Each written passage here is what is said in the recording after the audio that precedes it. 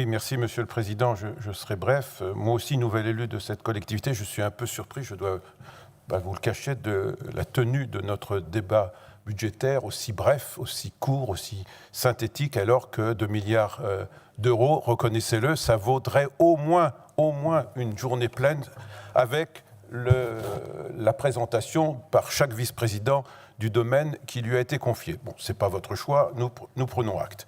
Oui, je vais intervenir, vous en doutiez, puisque ça fait l'objet de beaucoup de débats depuis quelques semaines, et qui relève de la culture et de la commission à laquelle j'appartiens, à votre projet ou décision, d'ores et déjà, de rapprochement, pour ne pas dire plus, de l'ORN et de l'orchestre de Rouen-Normandie.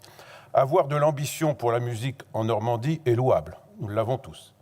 L'organisation actuelle, fondée sur deux entités bien distinctes avec leur organisation propre, ne permet-elle pas de concrétiser cette ambition? C'est bien la question majeure, puis finalement la seule, qui doit nous être posée. Votre obsession à regrouper, pour ne pas dire fusionner, les structures issues de l'ex-Basse-Normandie et de l'ex-Haute-Normandie est bien connue. Cette démarche peut se justifier dans certains domaines, certes, mais son caractère systématique interroge. Dans ce secteur, comme dans beaucoup d'autres, la dimension n'est pas gage d'efficacité, et parfois, au contraire, la perte de l'acquis culturel né de l'histoire de tel ou tel territoire doit être présente à l'esprit. Alors, après les fracs, dans une absence de transparence et surtout de concertation, vous annoncez un beau matin votre projet qui est en réalité déjà votre décision. Nous apprenons les choses par la presse, comme souvent, encore une fois, sans que les instances internes, je pense aux commissions principalement, ne soient en quoi que ce soit associées à la réflexion en amont.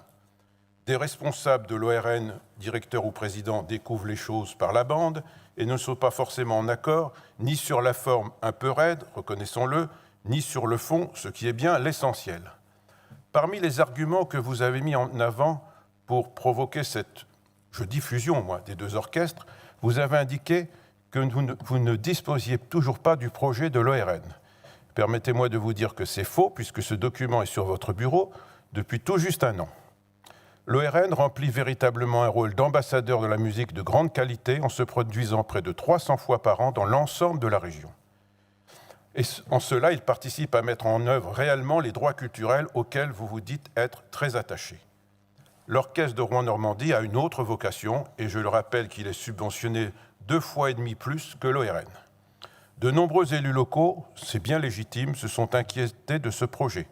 Le conseil municipal de Mondeville, ville de résidence de l'ORN en premier chef, a voté un vœu qui a rencontré le soutien d'une centaine d'élus locaux, maires, conseillers départementaux, conseillers régionaux, de plusieurs sensibilités politiques.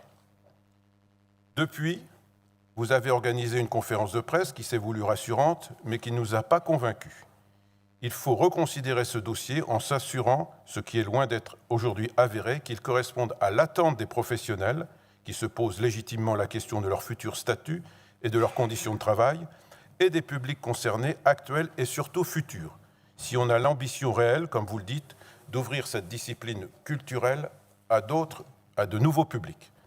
Il n'y a pas de vote, certes, aujourd'hui sur ce dossier, mais vous l'aurez compris, nous nous opposons en l'état à ce projet. Je vous remercie.